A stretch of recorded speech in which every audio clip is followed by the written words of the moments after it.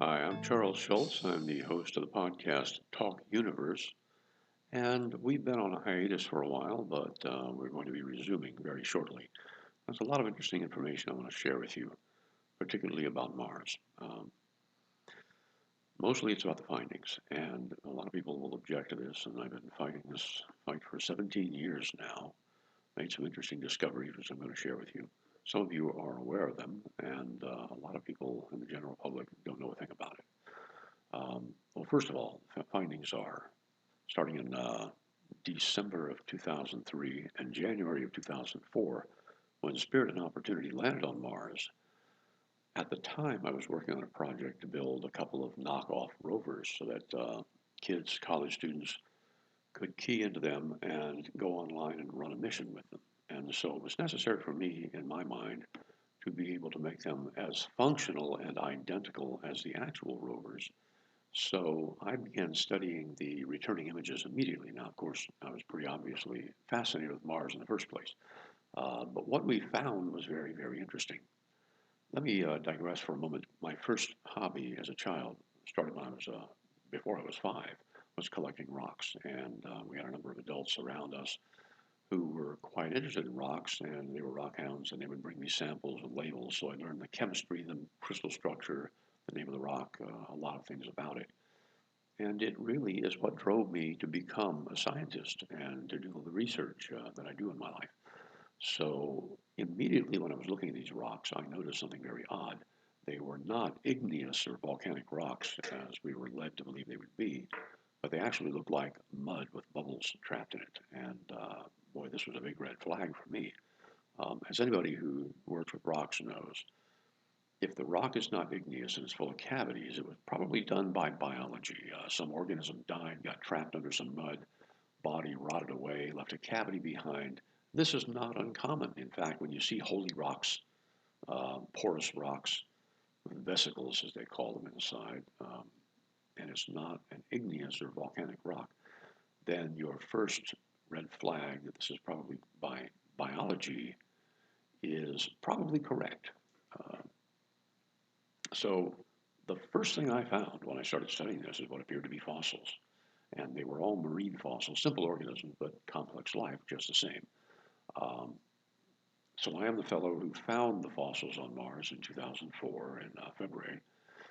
And I'm also the person who found that there are active geysers. There is a water table on Mars, just as there would be on just about any terrestrial planet. And this water comes up from underground, sprays out, and erodes things and contributes water to the environment. Um, and I'll show you some information about that. A lot of images showing the water flow, literally pictures of water on the soil, something that NASA does not admit or embrace. They tend to kind of ignore that, just like the fossils. Um, One of the things that really set me off in the beginning was the chemistry of the soil. Now, in order to have an argument about whether this is even possible, you have to know about the chemistry and the physics. And one of the things that NASA had claimed early on from Viking, for instance, was that they couldn't find any organic matter in the soil, even though they expected to, because it's raining down from space all the time.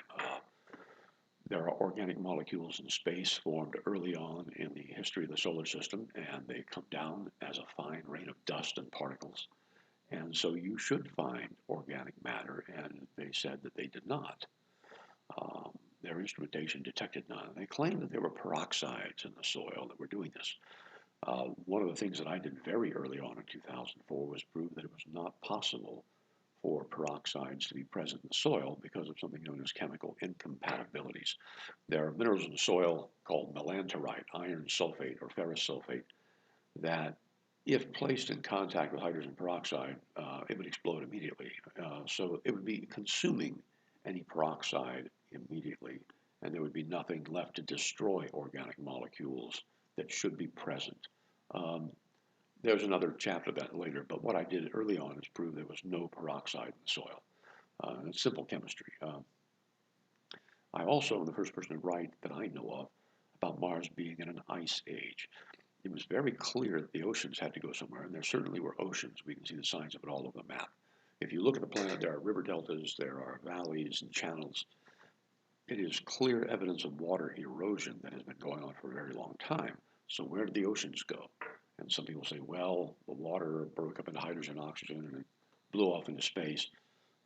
Yeah, some of that will happen. That's absolutely true. Mars has very low gravity. It's 38% of what we have on the Earth.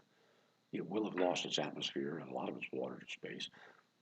But the fact remains that huge geyser fields exist around the Meridiani Planum area, and huge fields of glaciers exist just under the soil as well. When they sent the little Mars lander to the North Polar regions of Mars, and they discovered less than an inch below the soil, they were sitting on an ice sheet. It seemed to take them months to recognize that fact and say anything about it, but it was very clear they were sitting on ice. So the oceans of Mars are still on the planet, but they're frozen. The planet is in an ice age. Now this has become a rather popular view. There's also another interesting thing. The ice caps contain not just ice, like water ice, but the polar caps of Mars also contain a great deal of CO2 ice, carbon dioxide ice. What's interesting about this is as the planet heats up, that carbon dioxide will enter the atmosphere and it will ensue, what will ensue is a lot of greenhouse warming. Right now, the atmosphere of Mars is mostly carbon dioxide with a trace of nitrogen, and it warms the planet through greenhouse effect by about 20 degrees centigrade. Imagine the CO2 ice in the polar caps turning back into atmosphere, and it could probably double or triple the atmospheric pressure on the planet, at which point the heating would follow and the oceans would return because the glaciers would melt. So we're right at the end of this ice age from the look of things, and it's something that could happen at any time. Probably would take around 1,000 years or more for the ice to melt, but we are right at the beginnings of that process. Another thing is the finding these fossils showed something very interesting. We know that parallel evolution occurs on the Earth. We know that there are animals in Australia that are marsupials, and there are equivalents in other continents that are not marsupials that look just the same. You've seen frogs and you've seen toads. They're not related to each other at all, and yet they have very similar forms and functions. This is true for many animals in nature. Parallel evolution occurs all the time. One of the things that was very clear to me when finding these marine fossils is that this is an entirely different set of circumstances, and yet the organisms seem to follow the same course of evolution as they did on the Earth. Parallel evolution from a different starting point. And this is not unreasonable. Mutations do occur at random. The organisms are those that survive are the ones that match the environment. Your environment shapes you. Form and function are tied hand in hand. You don't see any cubic birds because they wouldn't be aerodynamic enough to fly. And so birds are bird-shaped. And this is true for just about every form of life that you find on our planet and probably on any other. And I do wish to clarify one thing. Some people are thinking, wow, you found life on Mars. That's not entirely true.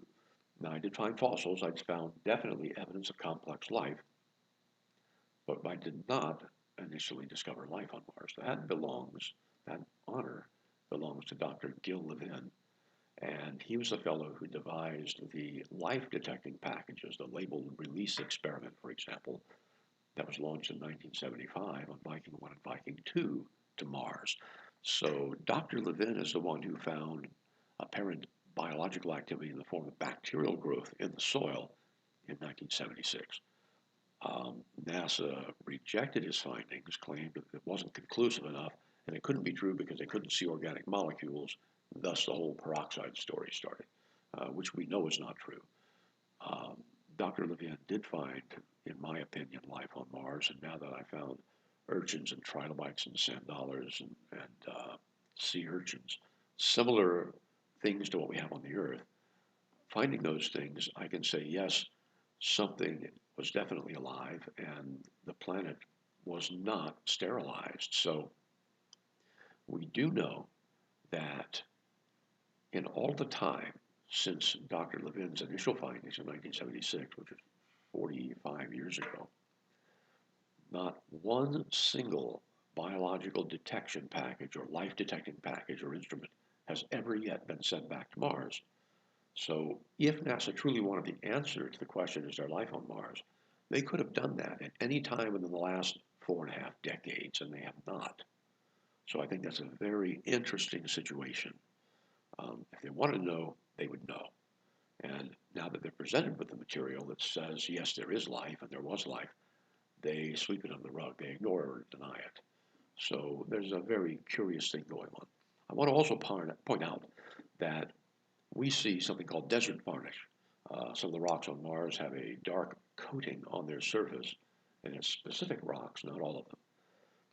On Earth, this occurs also, and it's caused by a couple of different microbes, in particular metallogenium and pedomicrobium. And what's most interesting about these is that when you study them, they leave a glaze, a dark glassy coating on the rocks. And in that coating, we find reversed amino acids. Now, this is considered a signature of alien life. Um, Zero organisms on Earth, except for extremely rare cases, very, very few organisms, none that I can imagine, um, produce backward amino acids. We have right-handed sugars and left-handed proteins, and all of the molecules follow that same handedness all the way down the course. And if we found something that was making left-handed molecules instead of right, we expected the opposite, we would have to suspect that was an alien organism. Rock varnish on Earth or desert varnish on Earth does appear to be doing something very, very unusual, and it could have been transported here on a meteorite from Mars. Understand that we find meteorites in Antarctica all the time, and some of them have desert varnish on them. Well, it certainly didn't come from Earth, and we can see pictures of Mars that show desert varnish. Draw your own conclusions. No NASA engineer or scientist has embraced the position, and it's interesting because when they were confronted with the fact that there was desert varnish on Mars, they claimed that it was simply a mineral effect. We know otherwise.